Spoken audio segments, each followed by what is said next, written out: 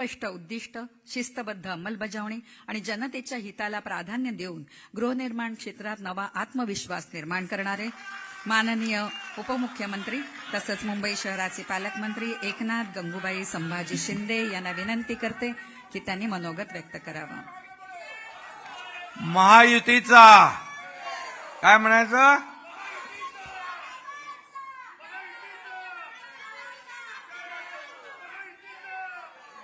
आज अतिशय चांगला दिवस आहे, आनंदाचा दिवस आहे.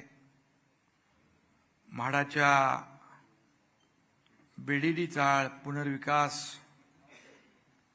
प्रकल्पातल्या 556 सदनिकांचा वितरण समारंभ होतोय. या प्रसंगी उपस्थित आपल्या राज्याचे लोकप्रिय मुख्यमंत्री देवेंद्र फडणवीस साहेब, आपले धडाडीचे उपमुख्यमंत्री अजितदादा पवार साहेब, उपसभापती डॉक्टर नीलमताई गोरे, मंत्री कौशल्य विकास मंगल प्रभात लोढाजी, सांस्कृतिक विभागाचे मंत्री आशिष शेलारजी, आमच्या विभागाचे गृहनिर्माण विभागाचे राज्यमंत्री डॉक्टर पंकज भोयर, खासदार मिलिंद देवरा, आमदार कालिदास कोळंबकरजी, आमदार सचिन अहिर, आमदार सुनील शिंदे, आमदार महेश सावंत, माजी आमदार सदा सरवणकर, माजी आमदार किरण पावसकर, राजू वाघमारे, इथं झेंडेसाहेब पण म्हाडात होते, ते पण आहे तिकडे, असीम कुमार गुप्ता, शंभरकर, बोरीकर, सर्व व्यासपीठावरील सन्मान्य मान्यवर आणि टाटाचे प्रकाश पाटील आणि राहुल कटियाल, विवेक भोळे वास्तुविशारद आणि सर्व पदाधिकारी आणि मान्यवर सर्व अधिकारी, मी सर्वात प्रथम आजच्या या शुभारंभ प्रसंगी ज्यांना आज घरांच्या किल्ल्या मिळाल्या त्यांचं अभिनंदन करतो. त्यांना मनापासून खूप खूप शुभेच्छा देतो. खरं म्हणजे उद्या आपल्या देशाचा स्वातंत्र्य दिन आहे आणि स्वातंत्र्य दिनाच्या देखील आपल्या सगळ्यांना खूप खूप शुभेच्छा मनापासून देतो. आणि स्वातंत्र्य दिनाच्या पूर्वसंध्येला नाही, आपल्या दिवसालाच आज आपण बीडीडी रहिवाशांना त्यांच्या हक्काच्या घरांच्या किल्ल्या या ठिकाणी वाटप करतोय. आणि उद्या म्हणजे आजच जातील सगळे, पण उद्या आपला झेंडा तिरंगा आपल्या घरावर फडकवा उद्या. आणि उपस्थित सर्व मान्यवर तर आहेतच, पण माझ्या लाडक्या बहिणी पण आहेत उपस्थित. लाडक्या बहिणी आहेत, लाडके भाऊ आहेत आणि सर्व रहिवासी आहेत. खरं म्हणजे घर हे प्रत्येकाचं स्वप्न असतं आणि घरासारखं घर असावं, नको नुसत्या भिंती. आणि म्हणून आता या ठिकाणी एक आनंदाचा दिवस आपल्या सर्वांच्या आयुष्यामध्ये आलाय. कारण 100, 150, 160 स्क्वेअर फीटमध्ये आपण राहिलात. अनेक लोकांनी भावना व्यक्त केल्या आणि अजितदादा तर प्रत्येकाला विचारत होते, कुठलं गाव आहे, कुठे राहता, किती वर्षापासून राहता, आता कसं वाटतंय, सगळं म्हणजे एक बारकाईने ते आस्थेवाईकपणे चौकशी करत होते. आणि कामही पाहताना त्यांची एक जी काही त्या बांधकामावर कसं बांधकाम असावं याच्यावर देखील बारकाईने ते पाहत होते. खरं म्हणजे अतिशय चांगलं बांधकाम या ठिकाणी केलंय. म्हणून मी टाटा आणि कुठलं कॅपेसाईट या दोघांचंही मनापासून अभिनंदन करतो. कारण शेवटी बघा, चांगलं काम करणाऱ्याचं अभिनंदन आपण केलंच पाहिजे. कारण शेवटी आपण बघतो म्हाडाची पूर्वीची घरं आणि आताची याच्यामध्ये खूप फरक आहे. आणि आम्ही पाहिलं की त्यांना जसं सेलेबल कॉम्पोनंट जसं ते बांधतायत तसंच रिहॅबचं देखील क्वालिटी त्यांनी ठेवलेली आहे. आणि म्हणून इतरही बांधकाम क्षेत्रातल्या लोकांनी इथं येऊन पाहावं की बांधकाम कसं केलं पाहिजे. क्वालिटी बांधकाम केलेलं आहे, चांगल्या उत्तम दर्जाचं बांधकाम केलेलं आहे. पुढचे 100 वर्ष काही होणार नाही आणि तुम्हाला 12 वर्ष देखील मेंटेनन्स फ्री केलेला आहे. त्यामुळे तोही एक चांगला पार्ट आहे तुमच्या या घर घेण्यामध्ये. आणि खरं म्हणजे आज किती वर्षापासून आपण हे स्वप्न पाहत आहे, अनेक वर्षापासून, मला वाटतं 3-3, 4-4 पिढ्यांपासून लोक आपल्या ह्या घरात राहत आहेत.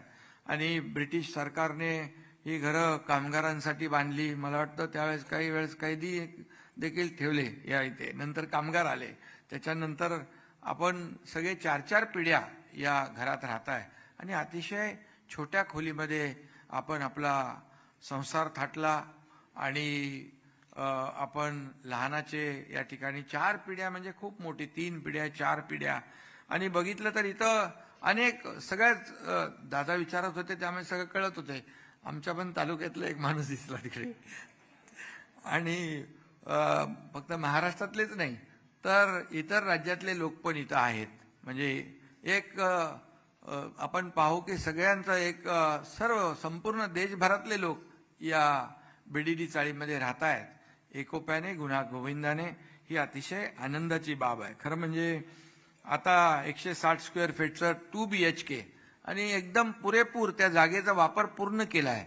आर्किटेक्ट जे आहेत त्यांनी देखील त्यांचे अभिनंदन केलं पाहिजे की पूर्णपणे 1-1 इंच जागेचा वापर आपल्याला वापरण्यासाठी केला आहे.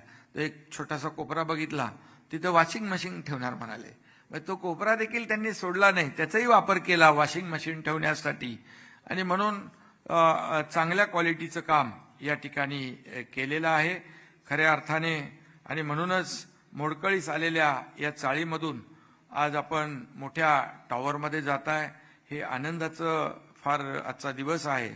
आणि बघा, महायुती सरकार म्हणून काम करत असताना आम्ही गेले 2.5 वर्ष मी मुख्यमंत्री होतो, आता देवेंद्रजी मुख्यमंत्री आहेत. आम्ही टीम म्हणून काम करतोय आणि टीम म्हणून काम करत असताना फक्त विकास एके विकास, आमचा अजेंडा विकासाचाच ठेवला आम्ही. आणि आज आपण पाहिलं की मग मुंबईतले रस्ते असतील, कॉन्क्रीटचे सगळे रस्ते करायचं आम्ही घेतलं. पहिला फेज जवळपास कंप्लीट होतोय, दुसरा फेज होतोय. आणि पुढच्या 1-1.5 वर्षामध्ये मुंबईमध्ये तुम्हाला शोधून एकही खड्डा मिळणार नाही. खड्डे मुक्त मुंबई झाल्याशिवाय राहणार नाही. कोस्टल रोड, कोस्टल, अरे बाबा मी एकटा नाही, आम्ही तिघं आहे इकडं. आणि मी पाहिलं की जे प्रकल्प सुरू होते त्याला डबल सगळं मॅन पॉवर मशिनरी लावून वेळेच्या अगोदर प्रकल्प पूर्ण करण्याचं काम केलं. खऱ्या अर्थाने आपण पाहिलं मेट्रोचंही काम पूर्वी कसं चाललं होतं मागच्या 2.5 वर्षामध्ये, त्यानंतर किती स्पीडने सुरू झालं. आणि ते मेट्रोचं नेटवर्क टप्प्याटप्प्याने आपण पुढे नेतोय. प्रधानमंत्री मोदी साहेबांना देखील आम्ही बोलवलं उद्घाटनाला. आणि एक लास्ट माईल कनेक्टिव्हिटी जी आहे ते देण्याचा आपला प्रयत्न आहे, एंड टू एंड कनेक्टिव्हिटी देण्याचा प्रयत्न आहे. त्यामुळे वॉक टू वर्क ही एक संकल्पना आपण अंमलात आणतोय. आणि मला आनंद आहे की अनेक प्रकल्प जे आहेत मोदी साहेबांनी त्याचं भूमिपूजन केलं आणि लोकार्पण देखील करायला मोदी साहेबांना आम्हाला आणण्याची संधी मिळाली. शेवटी योगायोग लागतो. आता हा प्रकल्प देखील आपले देवेंद्र फडणवीस साहेबांच्या मुख्यमंत्री काळात त्याचं भूमिपूजन झालं आणि आता ते मुख्यमंत्री आहेत. उद्घाटनाला, लोकार्पणाला आज त्यांच्या हस्ते होतंय, त्यांच्या कारकिर्दीत होतंय. आणि गृहनिर्माण मंत्री मी आहे. आणि म्हणून मला आठवत आहे हे मुख्यमंत्री होते तेव्हा मी MSRDCचा मंत्री होता. डब्यात गेलेलं खातं मला दिलं होतं. पण नागपूर मुंबई समृद्धी हायवे केला आम्ही. आणि एक गेम चेंजर प्रकल्प, 20 तासाचं अंतर 7-8 तासावर, गेम चेंजर जादू आहे. आणि आज तिथल्या शेतकऱ्यांना किती फायदा होतोय, राज्याला फायदा होतोय. त्यामुळे असे अनेक प्रकल्प आम्ही सुरू केले आणि ते पुढं त्याला पूर्णत्वास नेण्याचं काम देखील केलेलं आहे. आणि शेवटी काय, शेवटी मुंबई ही एक आर्थिक राजधानी आहे. मुंबई शहरात जगभरातले लोक येतात. मुंबईमध्ये आपण जे काही आज वाहतूक कोंडी आहे किंवा पूर्वी आपण अनेक वर्ष खड्ड्यातून प्रवास केला, आता खड्ड्यातून प्रवास करावा लागणार नाही, कारण त्याची सर्व व्यवस्था आम्ही केलेली आहे. आणि अजितदादा म्हणतात तसं की हे जे काही बांधकाम जसं चांगलं झालंय तसं मुंबईतले रस्ते देखील आम्ही चांगले करू, मुंबई सुशोभित करू. या ठिकाणी अटल सेतू आपण पाहिला, जिथे 1-1.5 तास लागायचा तिथं 20 मिनिटांमध्ये अटल सेतूने माणूस नव्या मुंबईत पोहोचतो. नव्या मुंबईमध्ये आता तिसरं एअरपोर्ट होतंय, त्याचंही उद्घाटन होणार आहे. या एअरपोर्टवरचा भार कमी होणार. त्यामुळे मुंबई आणि MMR हे जे आहे, मुंबई आणि MMR मध्ये आमूलाग्र बदल घडवण्याचं काम आपलं महायुती सरकार करतंय. आणि जे काही आपलं मोदी साहेबांचं $5 ट्रिलियन इकॉनॉमीचं जे स्वप्न आहे पुढच्या काही काळामध्ये, आता 11व्या नंबरवरून 5व्या क्रमांकावर अर्थव्यवस्था आणली, 4थ्यावर आणली, आता आपल्याला 3ऱ्यावर आणायची आहे. त्याच्यामध्ये महाराष्ट्राचं मोठं योगदान ठरणार आहे. आणि म्हणून मुंबई MMR मध्येच $1 ट्रिलियन नाही, त्याच्यापेक्षा जास्ती $1.5 ट्रिलियन पोटेन्शियल आहे, असं नीती आयोगाने म्हटलेलं आहे. त्यामुळे मुंबईमध्ये जे पोटेन्शियल आहे ते विकासासाठी आपल्याला वापरणं गरजेचं आहे. त्यामुळे जे प्रकल्प सुरू आहेत ते वेगामध्ये पुढे नेणं, आणि ते मी काय आज राजकीय बोलू इच्छित नाही, परंतु जे देवेंद्रजींनी काम सुरू केलं त्याला ब्रेक लावला होता, पण मी आल्यानंतर तो ब्रेक काढून टाकला आणि जोरात गाडी पळायला लागली. आता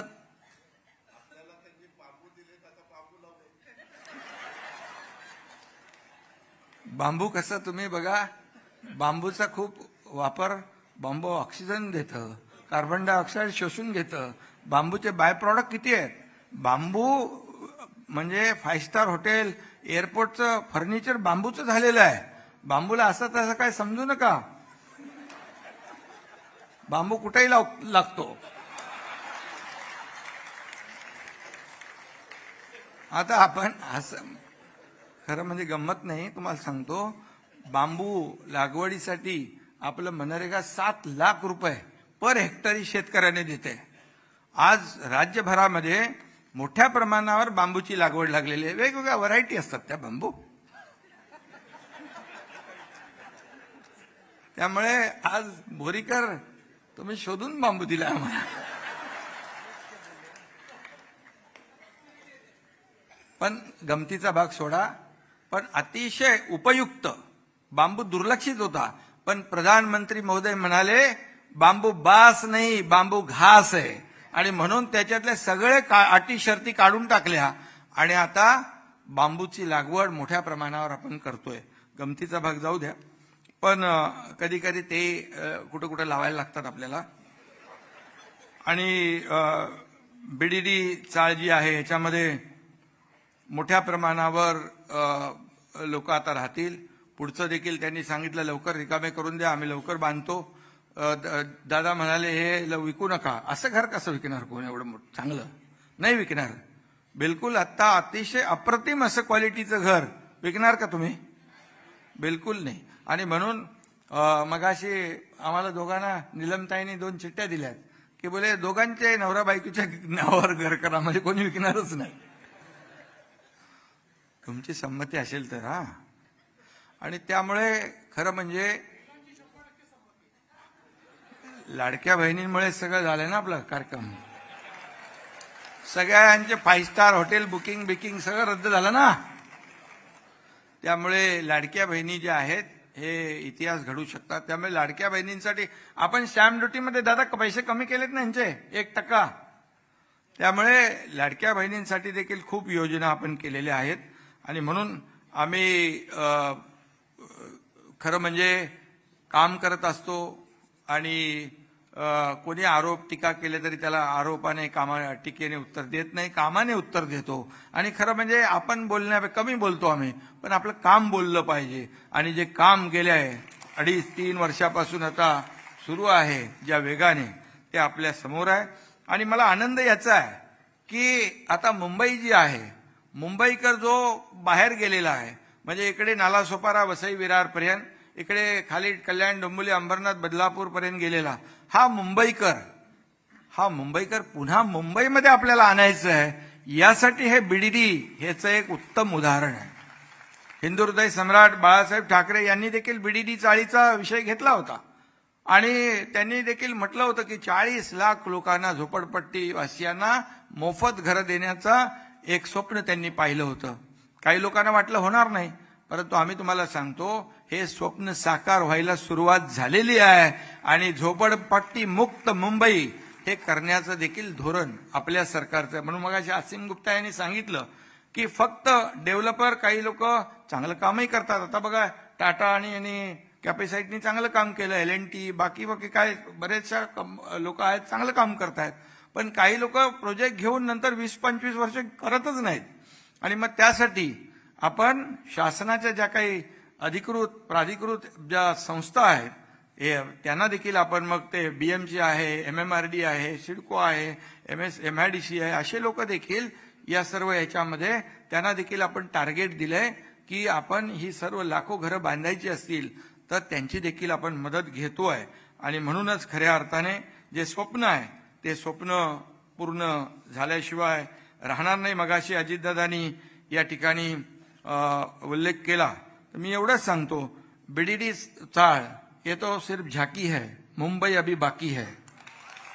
आणि म्हणून धारावीचं देखील पुनर्विकास जो आता या घराला कमीत कमी 2 कोटी रुपयाच्या किमतीचं हे तुमचं घर आहे. धारावीत देखील घरं होतील तेव्हा देखील जे आज ज्या पद्धतीने राहतायत अगदी चिखलामध्ये गटाराच्या पाण्यातून अगदी अतिशय वाईट परिस्थिती आहे. आणि त्यांच्या एका छोट्याशा घरामध्ये एवढे लोक राहतात 10, 12, 8, 5 ते शिफ्ट वाईज झोपतात, शिफ्ट वाईज काम करतात. अशा पद्धतीने त्यांचं जीवनमान आहे. मग ते बदलायचं नाही का? आणि म्हणून धारावी हा आशिया खंडातला सगळ्यात मोठा प्रकल्प ठरेल आणि लोक जगभरातले लोक तो प्रकल्प बघायला येतील. शेवटी प्रत्येकाला जगण्याचा अधिकार आहे आणि चांगलं जीवन जगण्याचा अधिकार नक्कीच आहे. आणि म्हणून तो देखील आम्ही देण्याचा प्रयत्न करतोय आणि त्याला सुरुवात झालेली आहे. आणि म्हणूनच धारावी प्रकल्प देखील खऱ्या अर्थाने एक लोकांचं जीवनमान उंचावण्यासाठी त्याच्याकडे पाहिलं पाहिजे. आणि लाख लोक 1.5 लाख लोक यांना चांगली घरं जर मिळाली तर किती मोठी इकॉनॉमी जी आहे ही या ठिकाणी मोठ्या प्रमाणामध्ये त्याला बूस्ट मिळेल आणि लोकांचं जीवनमान उंचावेल. आज इथं BDD मध्ये पहिले टॉयलेट बाथरूम सगळे शौचालय बाहेर होते, तर बाहेर मला कोणीतरी सांगितलं त्याच्यामुळे लग्नही होत नव्हती लोकांची. त्यामुळे आता म्हणजे मुलीकडचे लोक बघायला आले तर बघतात ना बाबा काय सोय वगैरे, पण आता तर सेल्फ कंटेंट आणि एका ह्याच्यामध्ये 2 आहेत. म्हणजे एकीकडे आतमध्ये आहे, एकीकडे कॉमन आहे टॉयलेट. तर हे अतिशय उत्तम सुविधा युक्त असं या ठिकाणी आपण काम केलेलं आहे. टप्प्याटप्प्याने ही घरं मिळतील. आणि मला वाटतं की आज गृहनिर्माण विभागाने देखील नवीन पॉलिसी आणलेली आहे आणि त्याच्यामध्ये देखील परवडणारी घरं, परवडणारी भाड्याची घरं, नोकरदार आमच्या लाडक्या बहिणींसाठी घरं, आपल्या स्टुडंट हॉस्टेलसाठी, गिरणी कामगारांसाठी घरं, ही देखील संकल्पना त्याच्यामध्ये आहे. पोलिसांना देखील BDD चाळीतल्या घरं अगोदरच्या लोकांनी 50 लाख ठरवले होते, आपण मुख्यमंत्री महोदय 15 लाख केले त्याचे. शेवटी पोलीस हा रस्त्यावर ऊन वारा पाऊस सगळं करत असतो, सण करत असतो आणि आपल्या लोकांना देखील आपण त्यांच्यामुळे सुरक्षित आहोत. सगळे सण उत्सव आपण साजरे करतो आणि तो देखील आनंदात राहिला पाहिजे, ही देखील भूमिका आपल्या सरकारची आहे. आणि म्हणूनच गिरणी कामगारांसाठी देखील जवळपास आपण 13,000 घरं दिलेत. 1 लाख घरं गिरणी कामगारांना देखील जे आपण त्यांची पात्रता हे केलेली आहे. आणि पहिल्यांदा मोठ्या प्रमाणावर अचूक सर्वेक्षण केलं आणि 1 लाख गिरणी कामगारांना देखील घरं देण्याचा संकल्प सरकारने केला आहे. आणि मुख्यमंत्री आम्ही दोघंही अजितदादा आम्ही या ठिकाणी आम्ही जबाबदार आहोत आणि त्यांना घरं देण्याची जबाबदारी आमची आहे. आणि म्हणूनच पुढच्या काही काळामध्ये 5-7 वर्षामध्ये 70,000 कोटींची गुंतवणूक करून 35 लाख घरं बांधण्याचा संकल्प जो आहे आपल्या सरकारचा माहिती टप्प्याटप्प्याने होईल. एकदम होणार नाही, परंतु टप्प्याटप्प्याने देखील सर्वांनी सहकार्य केलं पाहिजे. आणि खऱ्या अर्थाने हे सर्व जे काही झोपडपट्टीमध्ये राहणारे लोक आहेत त्यांना क्लस्टरच्या माध्यमातून क्लस्टर आपण आणलं. याचा उद्देश एवढाच होता की स्टँड अलोन बिल्डिंग बांधली तर त्याला कुठलाही ओपन स्पेस नाही मिळणार, त्याला गार्डन मिळणार नाही, त्याला ग्राउंड मिळणार नाही, त्याला क्लब हाऊस मिळणार नाही. आणि म्हणून क्लस्टरमध्ये केल्यानंतर हे सगळ्या गोष्टी अम्युनिटी ज्या आहेत त्या मिळत आहेत, त्याचंही जीवनमान उंचावत आहे. एक मोठ्या संकुलामध्ये आल्यासारखं त्याला त्याचं जीवनमान राहणार आहे. आणि म्हणूनच हे सगळं जे काय आहे आपण या सर्व लोकांसाठी करतोय. आणि मी एवढंच सांगतो की अनेक लोकांनी यासाठी आंदोलनं केली. मगाशी मला राजूने पण चिठ्ठी दिली, त्याच्यामध्ये सगळ्यांचा सहभाग सगळ्यांनी केला, कारण बराच उशीर झाला. प्रकल्प, परंतु आता थांबणे नाही, आता अधिक वेगाने या ठिकाणी अशा प्रकारच्या योजना होतील आणि या मुंबईकरांना या मुंबईमध्ये आणण्यासाठी या आपल्या मुंबईकरांना, मराठी माणसाला हक्काचं घर देण्याचं काम आपल्या सरकारचं आहे आणि ही जबाबदारी आमची आहे. ती पूर्णपणे प्रामाणिकपणे आम्ही पार पाडू आणि यामध्ये सगळ्या लोकांनी सहकार्य केलं पाहिजे, सगळ्यांचा सहभाग असला पाहिजे. मग सरकार असू द्या, विरोधी पक्ष असू द्या, शेवटी लोकांना घरं मिळत आहेत. हा चांगला उद्देश डोळ्यासमोर ठेवून आम्ही काम करतोय. पुन्हा एकदा ज्यांना आज किल्ल्या मिळाल्यात त्यांचं मनापासून अभिनंदन करतो. पुढच्या देखील लोकांनी लवकर लवकर खाली करून दिलं तर त्यांनाही लवकर घर बांधून पुन्हा त्यांना देखील अशाच चांगल्या घरामध्ये राहण्याचं त्यांचं स्वप्न पूर्ण होईल. अशा शुभेच्छा. धन्यवाद. जय हिंद, जय महाराष्ट्र. धन्यवाद शिंदे साहेब. यानंतर या प्रकल्पावर उत्कृष्ट काम करणाऱ्या मान्यवरांचा सत्कार माननीय मुख्यमंत्री करतील. टाटा प्रोजेक्टचे प्रतिनिधी माननीय प्रकाश पाटील, यानंतर कॅपॅसिटीचे राहुल कट्यार. जोरदार टाळ्या या मंडळींसाठी होऊ दे की त्यांनी अहोरात्र मेहनत घेऊन या प्रकल्पावर काम केलेलं आहे.